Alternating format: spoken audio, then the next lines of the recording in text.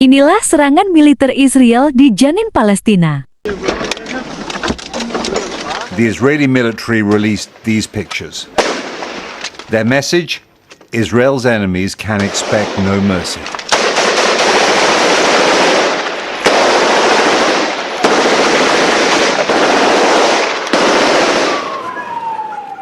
Families caught in the crossfire managed to get out overnight. The impact on civilians is alarming UN agencies, what they call the loss of life and the scale and severity of injuries. This morning, the Israelis said they were working systematically to locate and destroy weapons.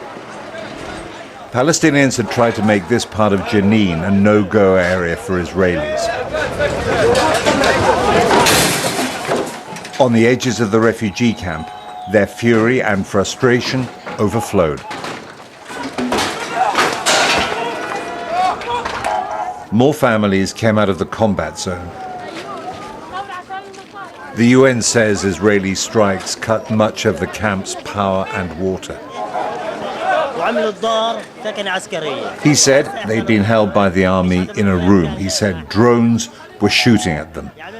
We've just got out. We're all exhausted. Nothing to drink or eat this morning. What a mess. As for emergency services, the UN says destruction makes access hard. Tear gas was used repeatedly next to the hospital on the edge of the camp, another UN concern.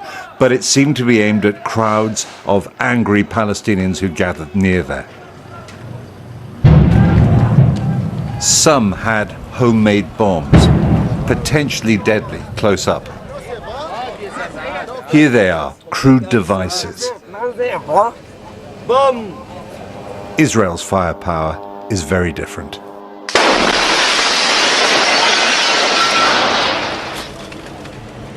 Seriously ill patients were evacuated. Some ambulances, the UN said, were stopped from reaching other casualties by the army.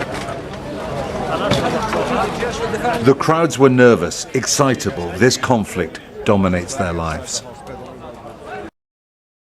At the same time, a Palestinian rammed his car into civilians in Tel Aviv on Israel's coast.